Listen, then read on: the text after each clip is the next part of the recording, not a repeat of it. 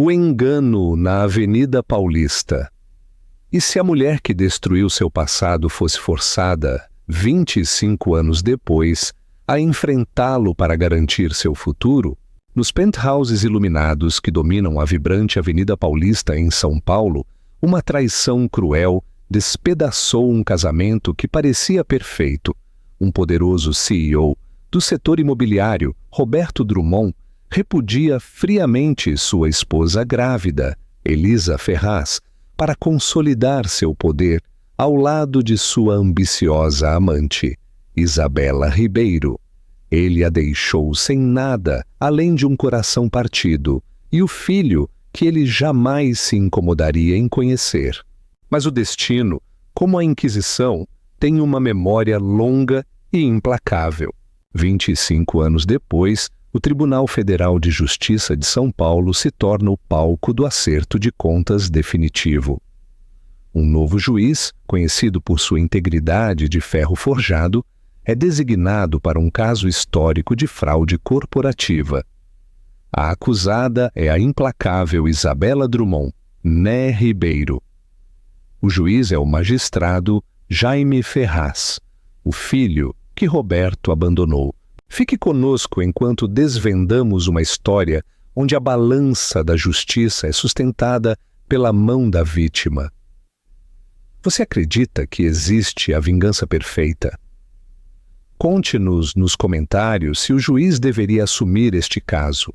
O penthouse e a traição fria, o loft na rua Oscar Freire, com vista para os jardins, não era apenas uma casa, era uma declaração.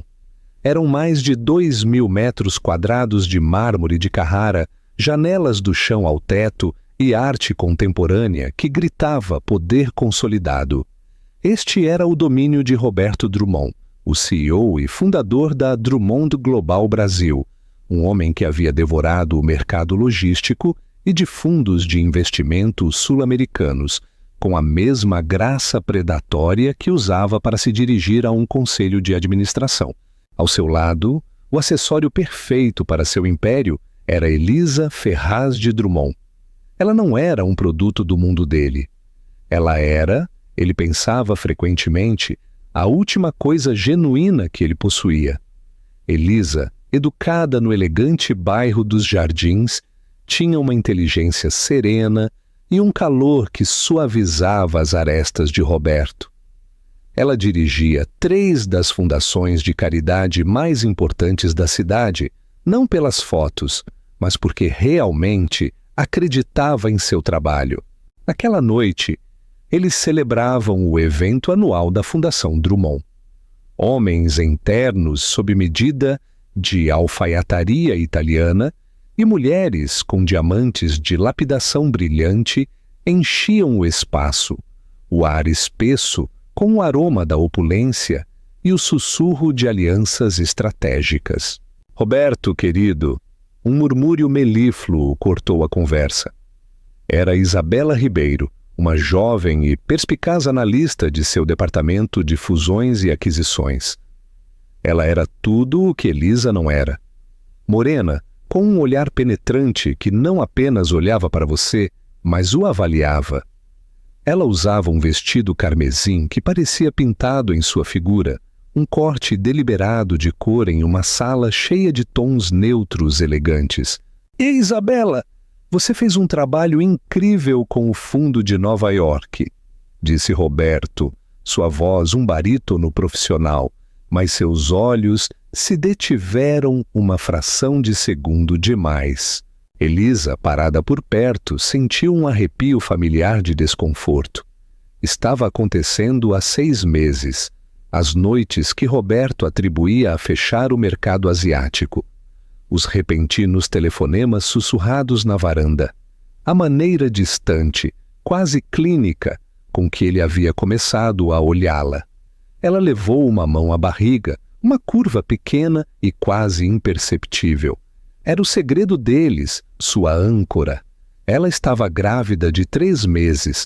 Ela estava esperando o momento perfeito para lhe contar, um momento para quebrar essa nova tensão e trazê-lo de volta para ela.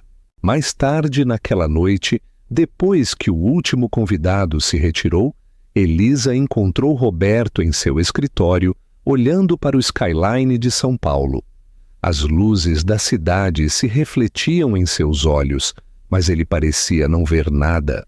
Roberto, ela disse suavemente, podemos conversar?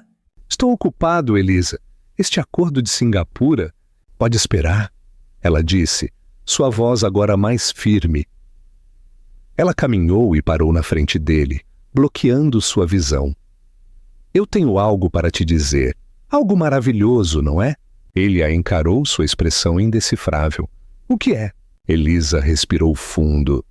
Suas mãos tremiam levemente enquanto ela pegava as dele e as colocava sobre sua barriga. Nós vamos ter um bebê. Ela observou o rosto dele, esperando choque, alegria, euforia. Ela não obteve nada disso. O rosto de Roberto Drummond ficou inexpressivo. Era a mesma expressão que ele fazia para um membro hostil do conselho logo antes de uma execução corporativa. Ele não retirou as mãos. Ele simplesmente as deixou cair sem vida. Um bebê? Ele disse. As palavras eram planas, mortas. Sim, ela sussurrou, a alegria em seu peito se transformando em gelo. Não é maravilhoso? Elisa, ele disse, virando-se e caminhando até sua mesa. Ele pegou um envelope grosso de cor creme. Precisamos discutir a reestruturação. Reestruturação? Do que você está falando? Roberto, você me ouviu? Eu ouvi, ele disse sem olhá-la. Ele deslizou o envelope sobre a mesa de mogno polida. Isso é de Arthur Vasconcelos, meu advogado. Estou pedindo o divórcio. Elisa ficou olhando para o envelope. Seu sangue congelou. Seu advogado? Estou mudando Isabela para a suíte de hóspedes amanhã enquanto isso se resolve. É hora de consolidar meus ativos. O mundo de Elisa se inclinou. O quarto, o mármore, o vidro, tudo se misturou em um vórtice de dor. Isabela? Ela engasgou. Aquela garota do vestido vermelho. Roberto, não. Eu estou grávida do seu filho. Ele finalmente a olhou. Seus olhos não estavam zangados nem tristes. Estavam entediados. Eram calculistas. Isso, disse Roberto Drummond, ajeitando a gravata. É uma complicação infeliz. Para você. Não para mim. Você vê, Elisa, nos negócios você corta suas perdas. Você não dobra a aposta em um investimento fracassado. Ele se virou para a janela, a cidade brilhante refletindo sua ambição. Você terá notícias de Arthur pela manhã. Ele será generoso, tenho certeza, dentro do razoável. Elisa ficou congelada, a mão sobre o estômago, um grito silencioso preso em sua garganta. Ela acabara de anunciar a criação de uma nova vida. E, em resposta, ele acabara de anunciar a execução da dela, o desmantelamento corporativo. Os dias que se seguiram não foram um divórcio, foram um desmantelamento corporativo. Elisa aprendeu rapidamente que o homem que ela amara por 7 anos não existia. Em seu lugar estava Roberto Drummond, o CEO. E ela não era mais uma esposa, mas sim uma entidade hostil que deveria ser gerenciada e neutralizada. Arthur Vasconcelos, o advogado de Roberto, era um tubarão em um terno de 30 mil. Eles se reuniram em uma sala de conferências estéril no 5º andar do edifício da Drummond Global Brasil. Senhora Drummond? Começou Vasconcelos com um sorriso que nunca atingiu seus olhos. Roberto está preparado para ser muito equitativo. Ele deslizou um pedaço de papel sobre a mesa. Era uma oferta de acordo. Elisa não era tola. Ela havia lido seu próprio acordo pré-nupcial anos atrás. Ela tinha direito a 20% de seus ativos adquiridos durante o casamento. Com o crescimento explosivo da Drummond Global, isso significava que ela tinha direito a uma fortuna. O número no papel não era uma fortuna. era um insulto. Era o suficiente para comprar um bom apartamento na periferia. Talvez. Dinheiro de vá embora e não volte. Isso é um erro, disse Elisa, sua voz trêmula, mas fria. O pré-nupcial estabelece... O que? Ah, o pré-nupcial, interrompeu Vasconcelos. Sim, um documento. Mas os documentos, senhora Drummond, estão sujeitos à interpretação. E, claro, os ativos são um conceito muito fluido. O que isso significa? Significa, disse Vasconcelos inclinando-se, que a Drummond Global tem passado por uma significativa, e devo dizer brilhante, reestruturação nos últimos 8 meses. Holdings offshore. Novas empresas de fachada. O valor em papel dos ativos domésticos do Sr. Drummond, aos quais o pré-nupcial se aplica, é o que você vê naquele papel. Elisa olhou fixamente. Ele escondeu o dinheiro. Ele estava planejando isso por 8 meses. O Sr. Drummond é um estrategista brilhante, disse Vasconcelos, nos negócios e na vida. E Isabela, corrigiu Vasconcelos, a senhorita Ribeiro tem sido inestimável nesta transição. Seu conhecimento de direito financeiro internacional é verdadeiramente singular. A traição era mais profunda do que ela jamais imaginara. Não foi um caso repentino e apaixonado. Foi um golpe de estado frio e calculado. Isabela não apenas seduziu seu marido, ela ajudou ativamente a liquidar todo o futuro de Elisa. E o bebê? A voz de Elisa mal era audível. O sorriso de Vasconcelos desapareceu. O Sr. Drummond se mostra cético quanto ao timing. Ele contestará a paternidade, é claro. Uma longa e, sem dúvida, pública batalha judicial. A menos, é claro, que você aceite a oferta atual e concorde com um acordo de não divulgação que cubra tudo, para todo o sempre. Era um cheque-mate. Ele estava ameaçando arrastá-la, grávida e humilhada, pelos tabloides, pintando-a como uma mentirosa e uma caçadora de fortunas, enquanto a verdadeira caçadora de fortunas estava redecorando o penthouse deles. Naquela noite, Elisa não apenas fez as malas, ela se apagou. Ela recuperou seu sobrenome de solteira, Elisa Ferraz. Ela pegou a pequena herança que sua avó havia deixado, vendeu as joias que Roberto havia dado a ela.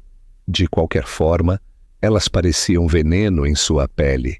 E comprou uma passagem de trem de ida para Curitiba.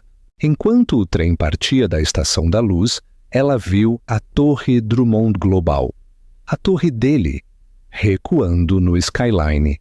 Isabela Ribeiro já estava lá.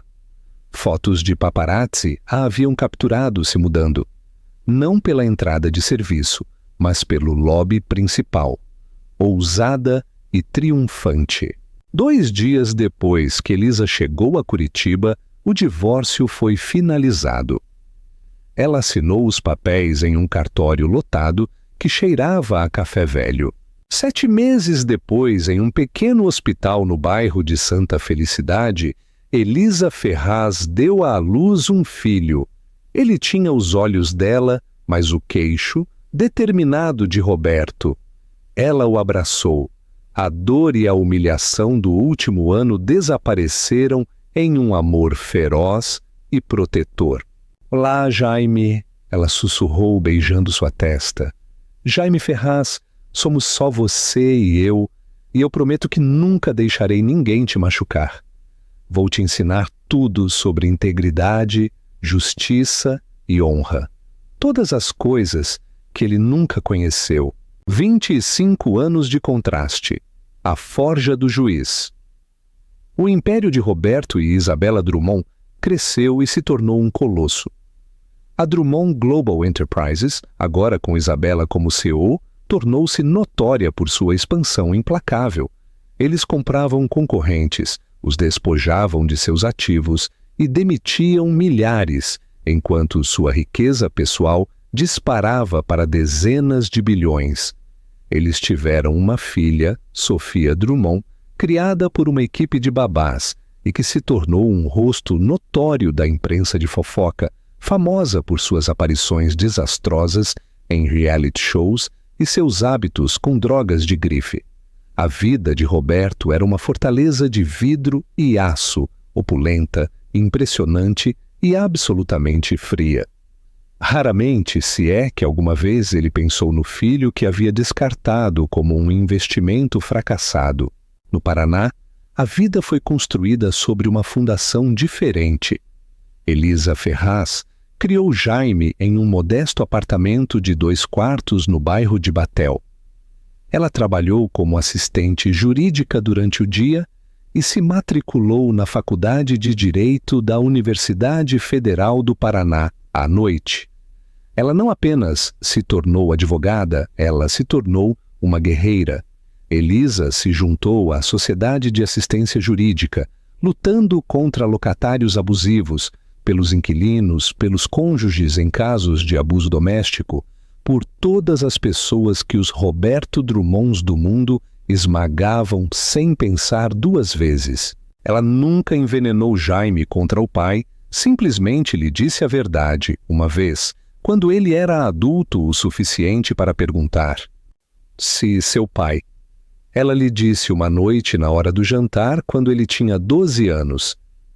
É um homem de muito sucesso, mas ele tomou uma decisão. Ele escolheu seus negócios em vez de sua família. Ele escolheu o dinheiro em vez da honra.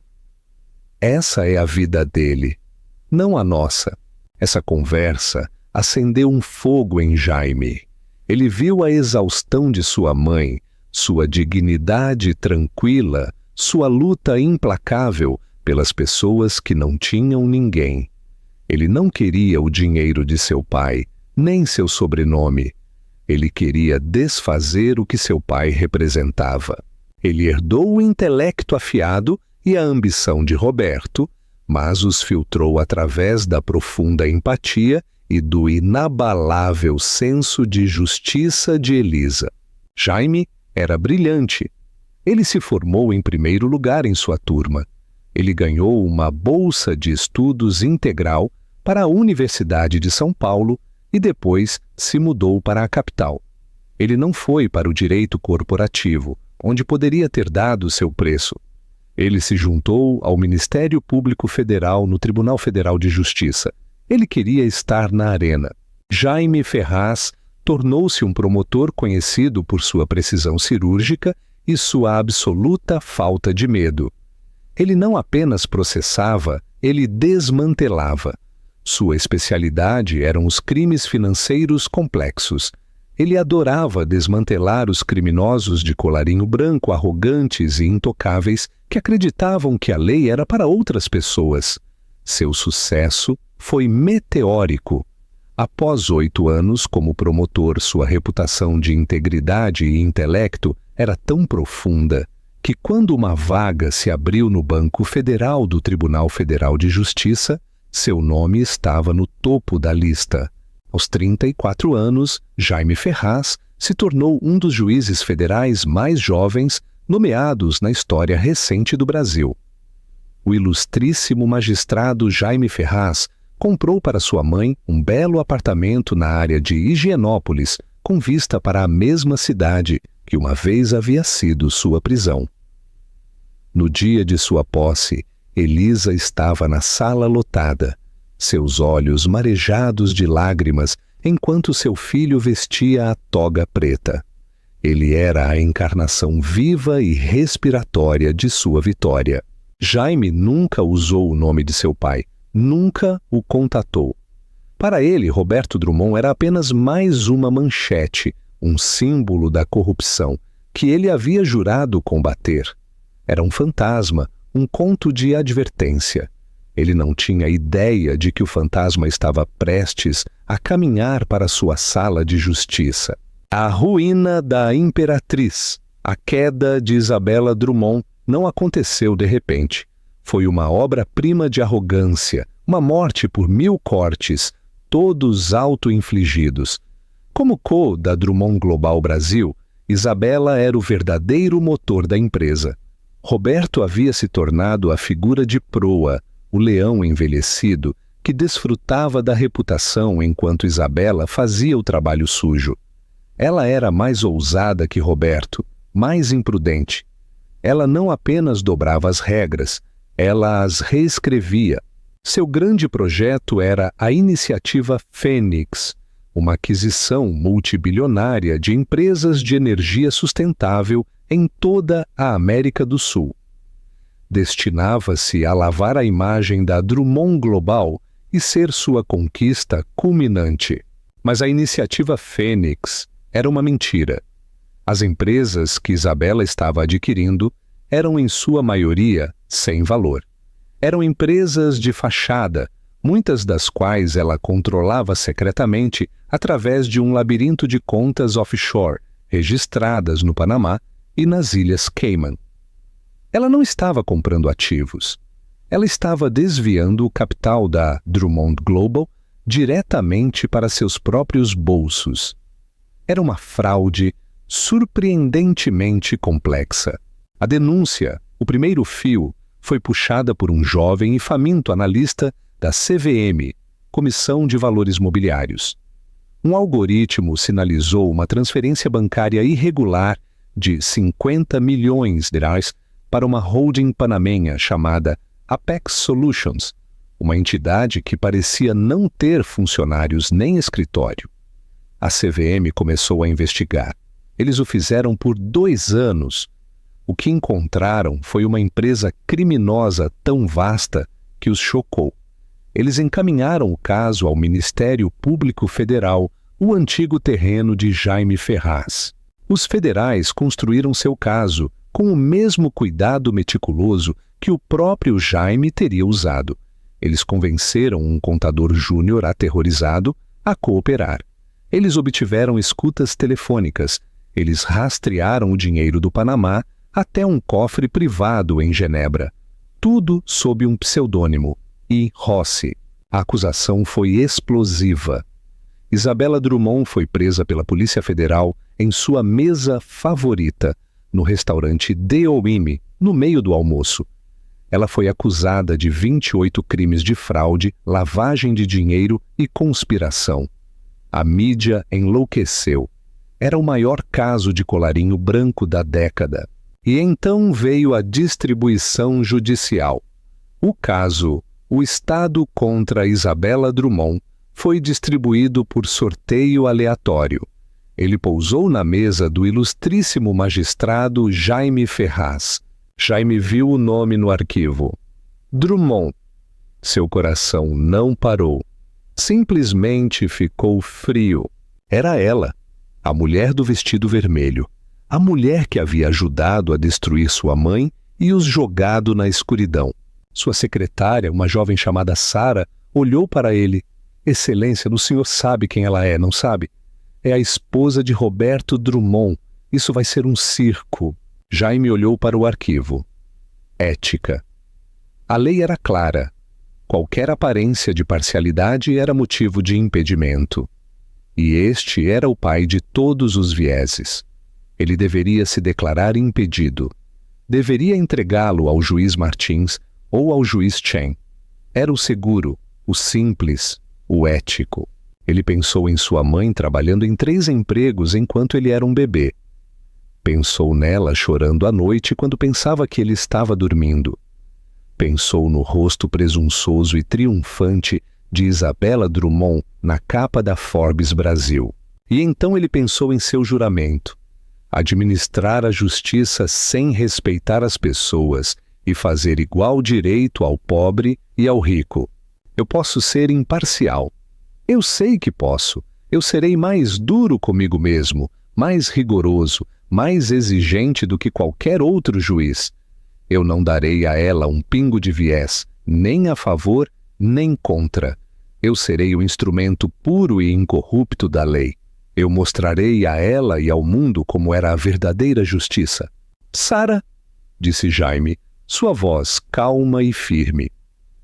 Limpe minha agenda para a conferência pré-julgamento e traga-me todas as apresentações do Ministério Público e da Defesa. Eu não me declaro impedido. Os olhos de Sara se arregalaram. O senhor tem certeza, Excelência? Eu nunca estive mais certo de algo na minha vida, disse Jaime abrindo o arquivo. A senhora Drummond foi designada para o seu juiz. Vamos trabalhar. O fantasma no banco das testemunhas.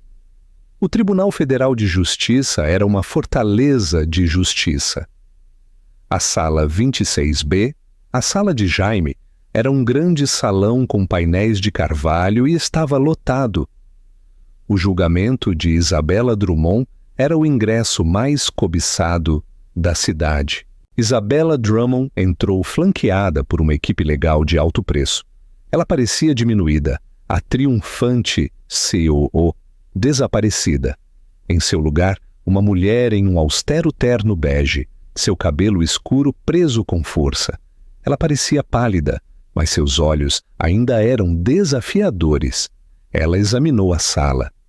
Seu olhar deslizou sobre Jaime sem um indício de reconhecimento. Para ela, ele era apenas um juiz, um funcionário em seu caminho. "Todos de pé!" gritou o oficial de justiça. Jaime entrou de seus aposentos. Sua toga preta se assentou ao seu redor. A sala ficou em silêncio. Ele se sentou. O peso do momento pousou sobre ele. Ele olhou para a acusada. "Este tribunal está agora em sessão", disse Jaime, sua voz ecoando na sala. "O caso de o Estado contra Isabella Drummond. Ambas as partes estão prontas para apresentar suas declarações de abertura?" O julgamento começou. Por 2 semanas, o Ministério Público expôs metodicamente seu caso. Eles apresentaram transferências bancárias, registros e o testemunho incriminador do contador que eles viraram. Era um retrato clínico e devastador da ganância. Jaime presidiu com uma calma glacial, rejeitando e admitindo objeções com precisão de livro didático. Ele não deu à equipe de defesa de Isabella espaço para reclamar de viés. A defesa de Isabella era simples. Ela era uma mulher em um mundo de homens. Ela era a vítima. Ela havia sido manipulada, armada e usada como bode expiatório por seu próprio marido, Roberto Drummond. No 15º dia do julgamento, a advogada principal de Isabella, Patrícia Mendes, levantou-se. "A defesa chama Roberto Drummond ao banco das testemunhas." Um murmúrio percorreu a galeria. As grandes portas nos fundos se abriram e ele entrou. A respiração de Jaime prendeu. Ele não tinha visto este homem pessoalmente em toda a sua vida. O homem que entrou era mais velho, mais grisalho e mais magro do que o da capa da Forbes. Ele parecia quebrado. A arrogância predatória havia desaparecido, substituída por um medo profundo e cansado. Roberto Drummond caminhou até o banco. Ele prestou o juramento. Ele se sentou, suas mãos tremendo levemente. "Senhor Drummond", começou a advogada de defesa, "o senhor foi o CEO da Drummond Global Brasil, correto?"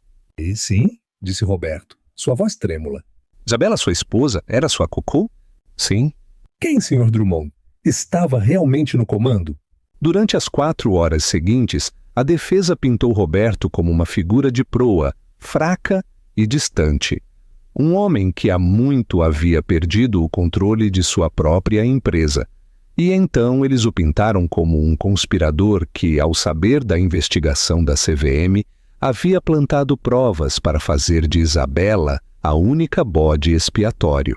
Jaime observou seu rosto, uma máscara indecifrável. Ele estava julgando um julgamento entre a mulher que destruiu sua família e o homem que o abandonou. O ar em seus pulmões parecia estático. Então foi a vez do Ministério Público para o contra-interrogatório. A procuradora assistente, uma mulher perspicaz chamada Anália Sobral, aproximou-se da testemunha. "Senhor Drummond, Sua esposa alega que o senhor a armou. Isso é verdade? Oh, não, claro que não, disse Roberto com a voz subindo. Eu não tinha ideia do que ela estava fazendo. A empresa de fachada, a fraude, foi tudo ela. Ela controlava as finanças. Eu confiei nela. O senhor confiava nela, repetiu Sobral. Assim como sua primeira esposa, Elisa Ferraz, confiava no senhor. Isso está correto? Objeção, gritou a defesa. Relevância, isso é um assassinato de caráter. Admitida, disse Jaime, sua voz nivelada. Embora seus nós dos dedos estivessem brancos em seu martelo. O júri ignorará a última declaração. Senhorita Sobral, continue. Sobral assentiu. O ponto já estava feito. Ela projetou um novo documento na tela. Sr. Drummond, o senhor pode identificar este documento? Era uma transferência bancária da Drummond Global para a empresa de fachada panamenha, Apex Solutions. Mas esta era diferente. Não estava autorizada por Isabela.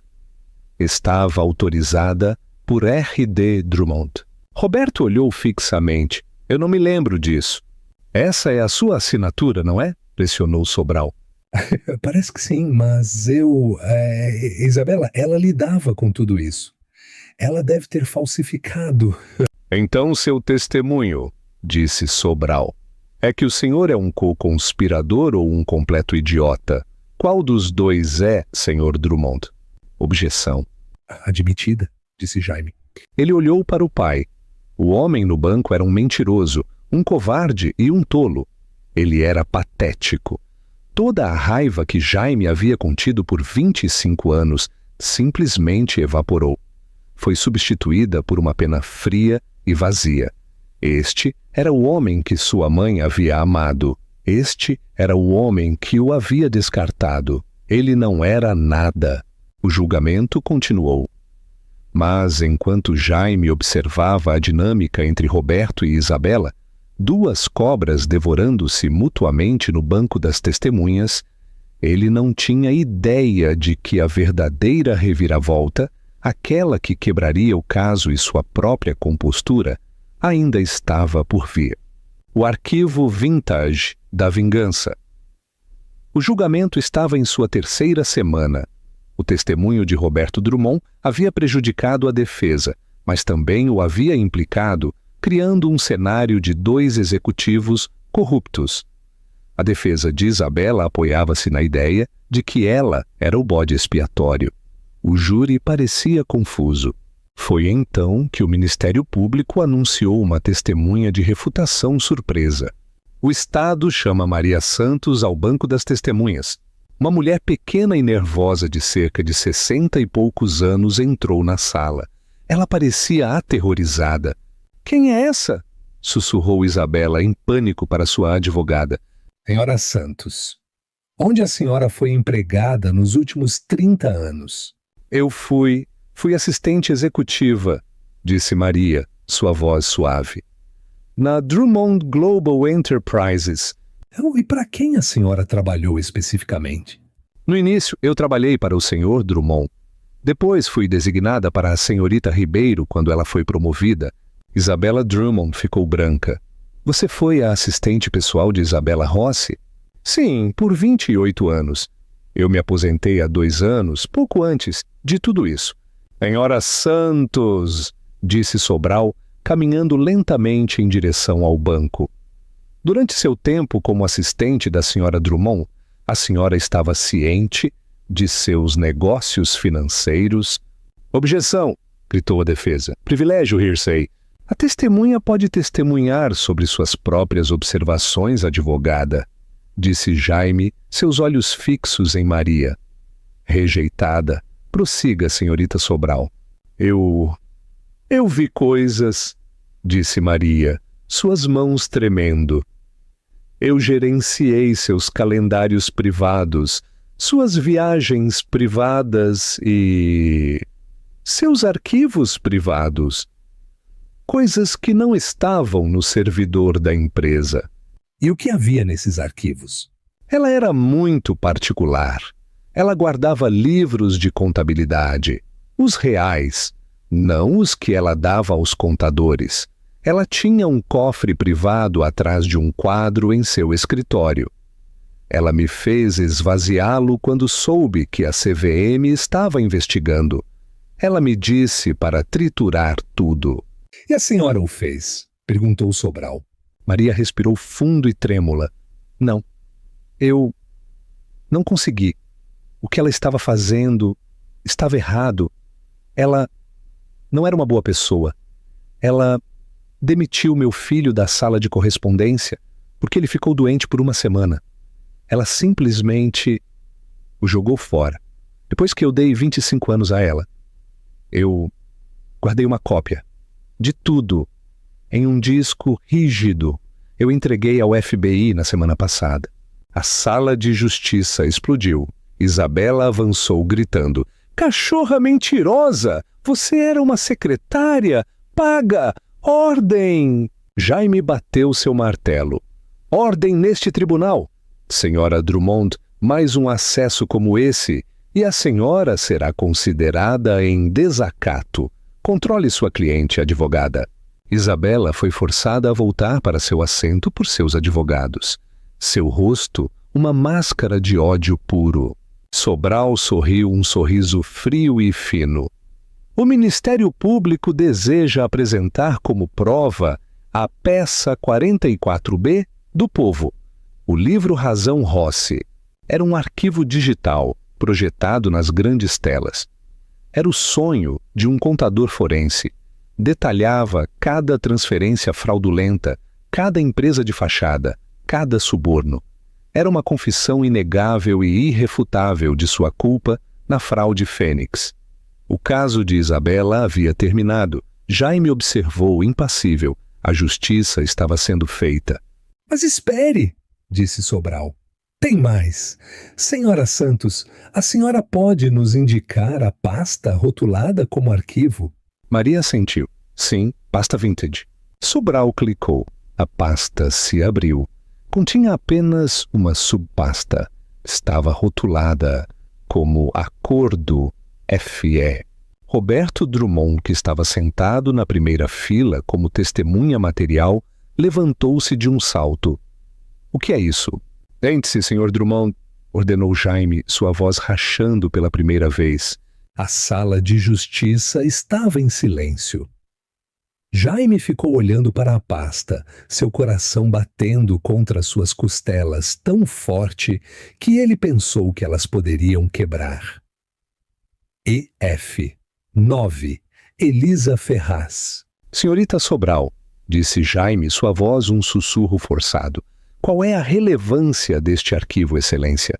"Este arquivo, criado há 25 anos", disse Sobral, sua voz cheia de gelo, "detalha a primeira grande fraude cometida pela acusada. Parece que a senhorita Ribeiro, então uma analista júnior, ganhou suas insígnias ao provar sua lealdade ao Sr. Drummond. Este arquivo contém uma lista detalhada de contas secretas, holdings offshore e ativos ocultos criados com o propósito específico de ocultar o verdadeiro patrimônio líquido do Sr. Drummond de sua esposa durante seus procedimentos de divórcio." Ela projetou um memorando. Era de Isabela para Roberto. Assunto: gestão de ativos F. Rick movia os 400 milhões do fundo do Lehman para as 3 novas entidades Cayman. Seu advogado nunca o encontrará. O pré-nupcial só se aplicará às contas domésticas que declaramos. Sua complicação infeliz será tratada. Ah, a complicação infeliz. Jaime parou de respirar. Isto não foi apenas um golpe corporativo. Não foi apenas um caso extraconjugal. Foi um ato criminoso, malicioso e direcionado, projetado para deixar uma mulher grávida e seu filho nascituro na miséria.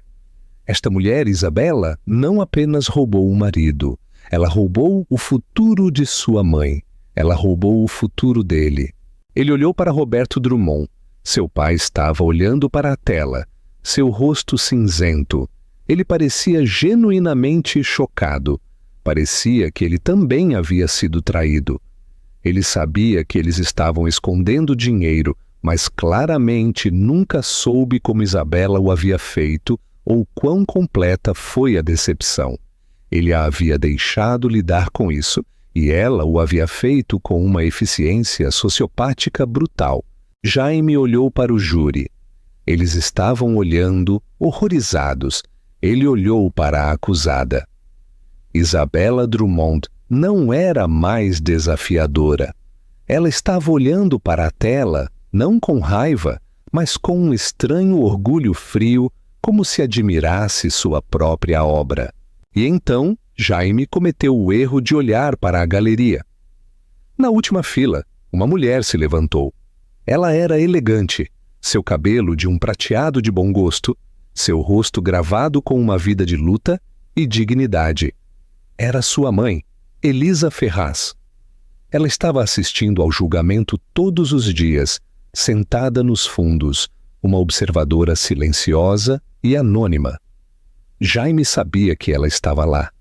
Eles não tinham falado sobre isso. Não havia necessidade. Seus olhos se encontraram através da sala de justiça, lotada e silenciosa. Ele viu lágrimas escorrendo pelo rosto dela. Ele viu 25 anos de dor, de sacrifício, de noites solitárias e força silenciosa, tudo encapsulado em um único olhar devastador.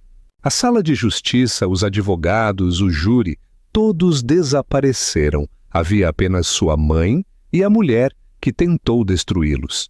Jaime Ferraz pegou seu martelo. Sua mão não tremia, estava sólida como uma rocha. Este tribunal, disse sua voz tensa com uma fúria controlada e justa, entrará em recesso por 10 minutos. Ele se levantou, virou-se e caminhou para seus aposentos, o eco do soluço silencioso de sua mãe, o seguindo. A sentença, um eco do passado. Quando o juiz Jaime Ferraz voltou para a sala 26B, a atmosfera havia mudado. O ar, antes cheio dos murmúrios da imprensa e da postura ansiosa dos advogados, agora estava absolutamente parado, sufocante. Era o silêncio de uma câmara de execução. Jaime caminhou até o estrado, sua toga preta parecendo menos uma vestimenta e mais uma armadura.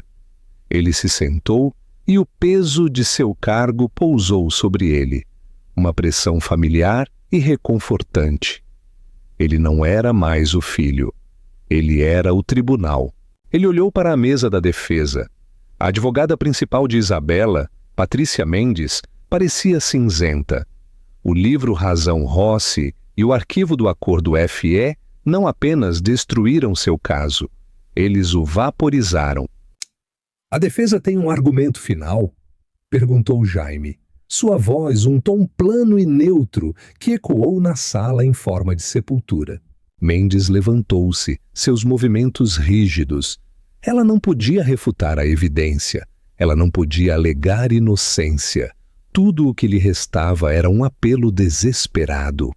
Senhoras e senhores do júri, começou sua voz forçada. O que vocês viram, o que vocês ouviram, é uma história de um mundo complexo e difícil. Um mundo de altas finanças, onde as linhas são tênues. A senhora Drummond foi uma participante. Sim, mas ela foi a arquiteta?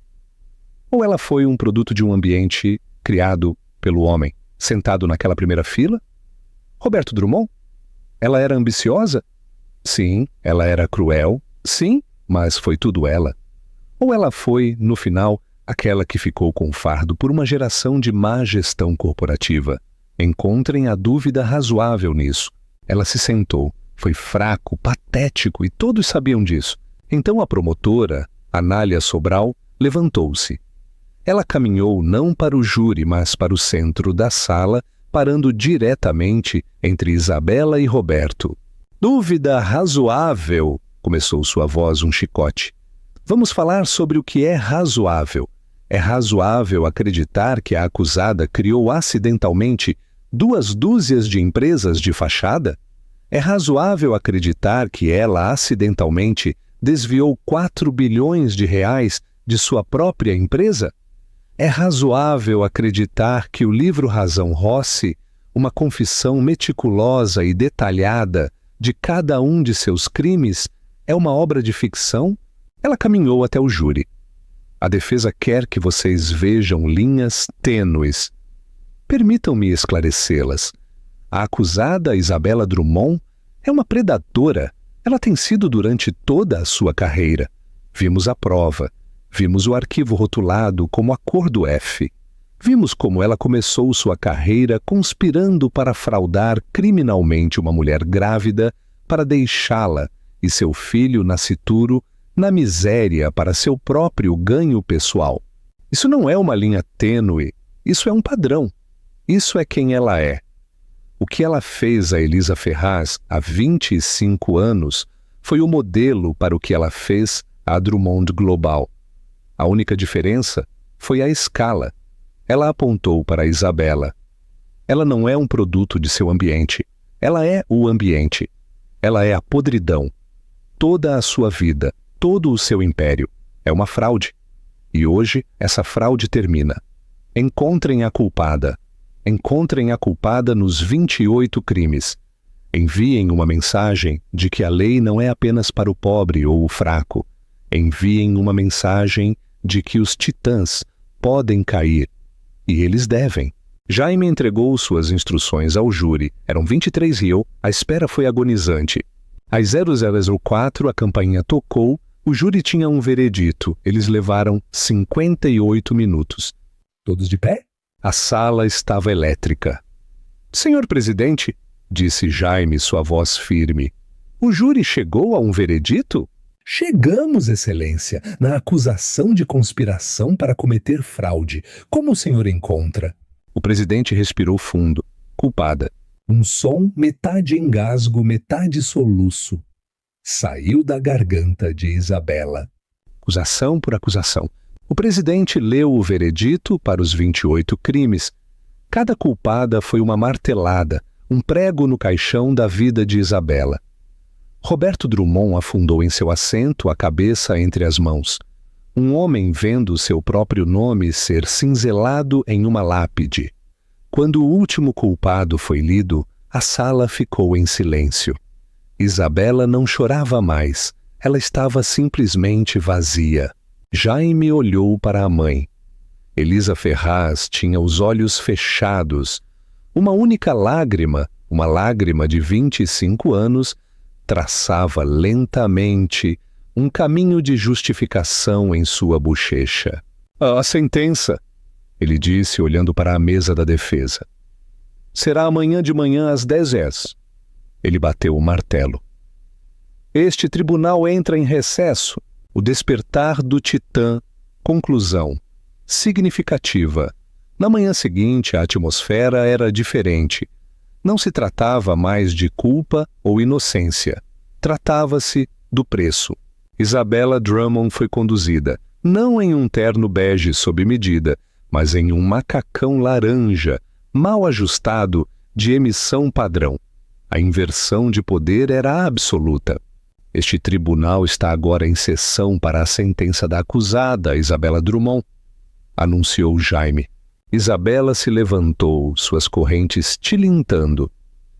Ela olhou para o estrado, seus olhos selvagens, buscando, e pela primeira vez pousando em Jaime, realmente vendo-o, não como um juiz, mas como um homem. Excelência! Começou sua voz, um sussurro desesperado e quebrado. Por favor, eu sei como isso se parece. Eu sei o que o senhor ouviu.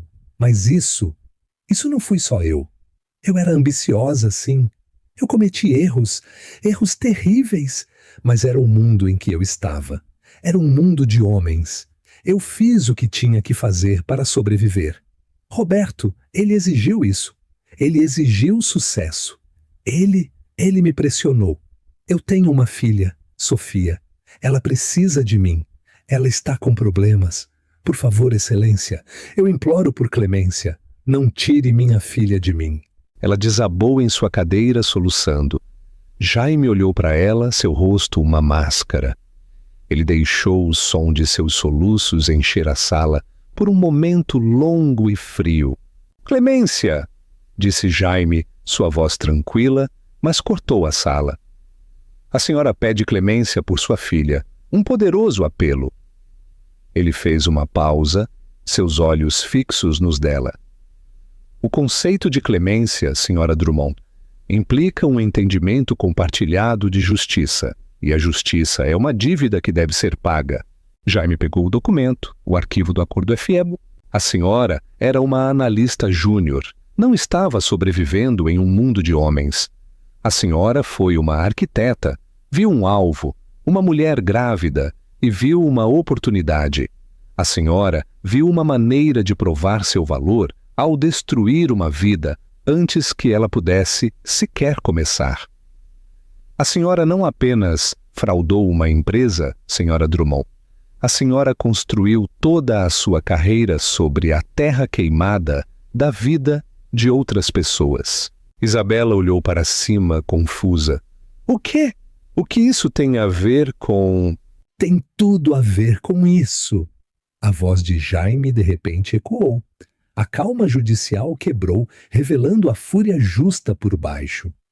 Tem tudo a ver com o seu caráter, com o seu motivo, com a sua completa e total falta de remorso. A senhora não apenas cometeu erros. A senhora tomou decisões. A senhora escolheu roubar. A senhora escolheu mentir. A senhora escolheu destruir. Ele se inclinou. No seu mundo, as pessoas eram ativos para usar ou passivos para cortar. A senhora cortou Elisa Ferraz. A senhora cortou seus acionistas. Mesmo no final, a senhora tentou cortar Roberto Drummond. Neste mundo, nesta sala, não lidamos com ativos e passivos. Lidamos com a lei. E a lei não é cega para um quarto de século de conduta predatória calculada. A senhora é uma predadora em série, senhora Drummond. E a lei finalmente a pegou. A senhora pede clemência, mas nunca demonstrou nenhuma. A senhora me pede para não a separar de sua filha. Mas a senhora foi o instrumento que separou um pai de seu filho e um futuro de uma mãe. A sala ficou muda. A cabeça de Roberto Drummond se levantou. Ele olhou para Jaime, uma compreensão horrível e insuportável se espalhando por seu rosto. Ele sabia. É a sentença deste tribunal, disse Jaime, sua voz caindo para um barítono frio e final. Que a senhora Isabela Drummond seja entregue à custódia da Secretaria de Administração Penitenciária do Estado por um período de 30 anos. Um som, diferente de qualquer coisa humana, saiu de Isabela. Um grito agudo de incredulidade pura e agonizante. Não, você não pode! Ela avançou, tentando passar por cima da mesa. Roberto, faça alguma coisa, seu estúpido patético. Você deixou isso acontecer, você deixou que ele fizesse isso comigo, seu bastardo. Os oficiais de justiça a agarraram.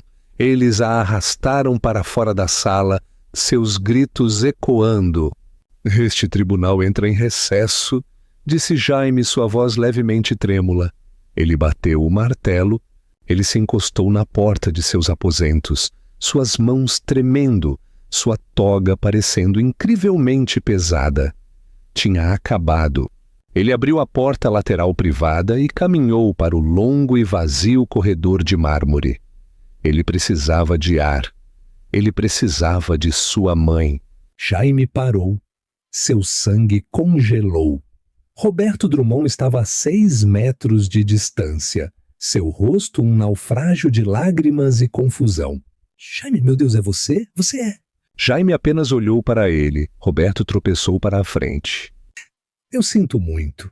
Eu não sabia sobre o acordo. Eu juro por Deus que eu não sabia que ela fez aquilo. Eu apenas a deixei lidar com isso.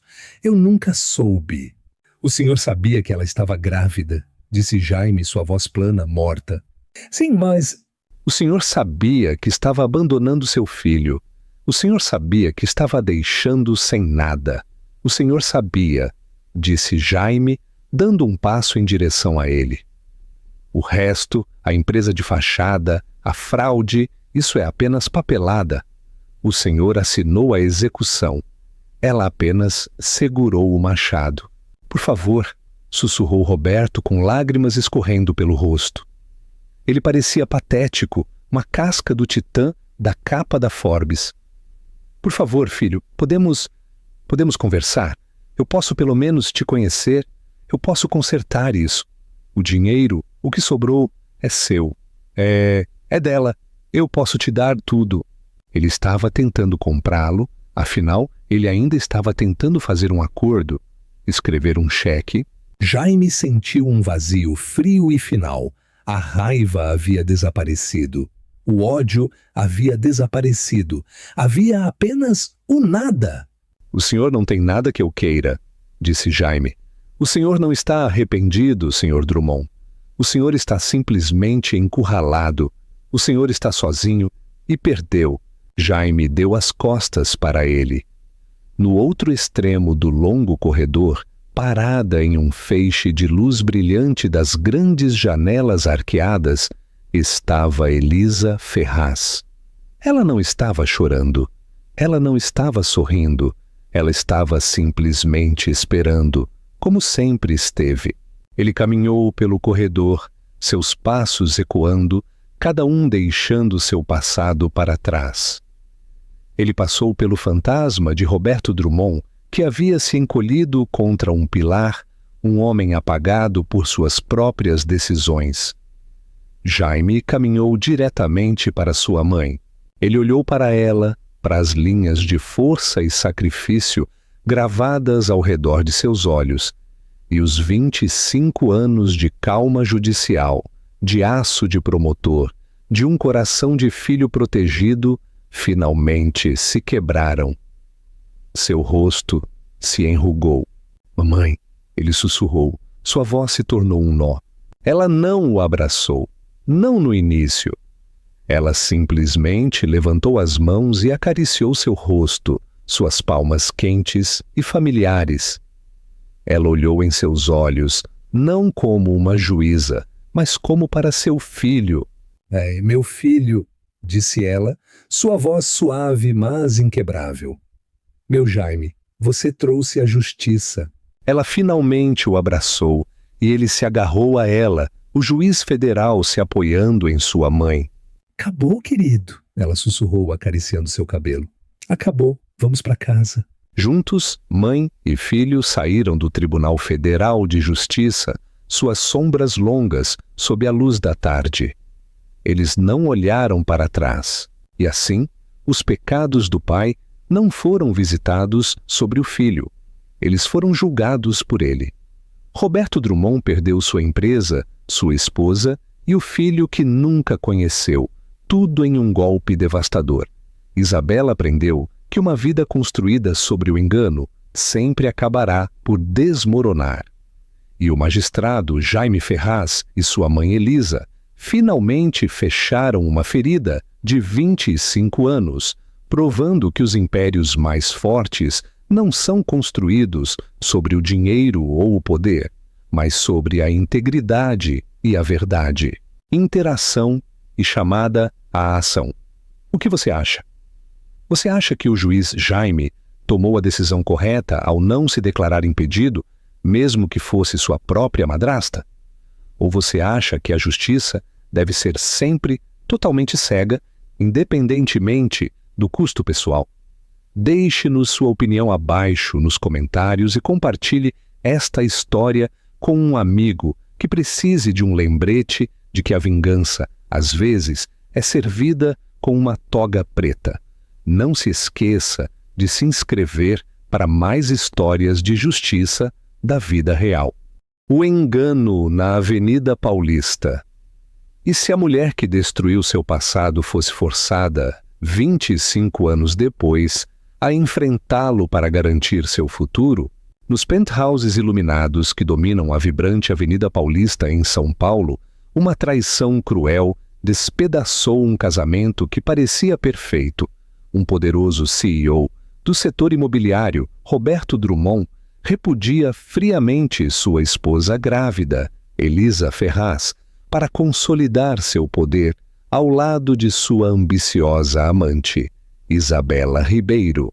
Ele a deixou sem nada além de um coração partido e o filho que ele jamais se incomodaria em conhecer.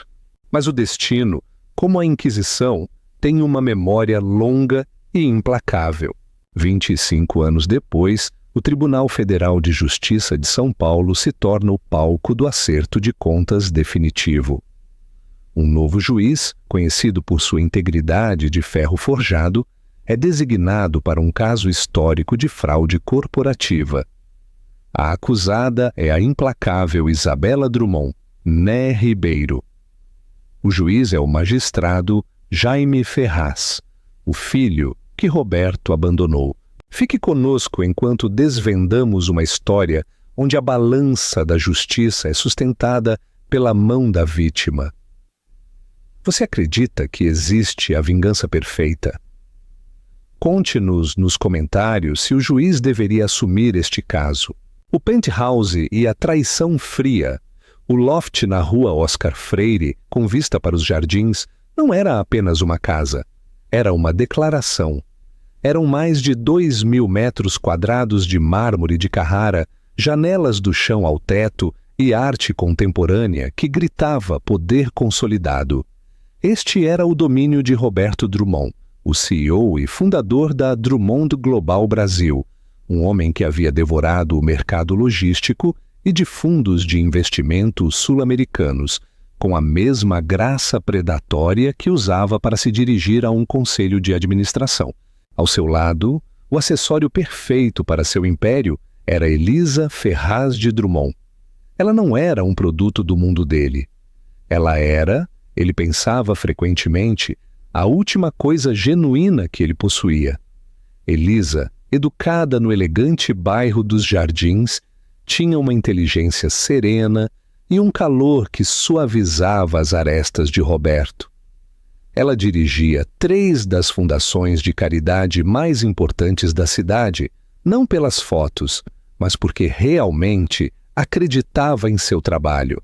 Naquela noite, eles celebravam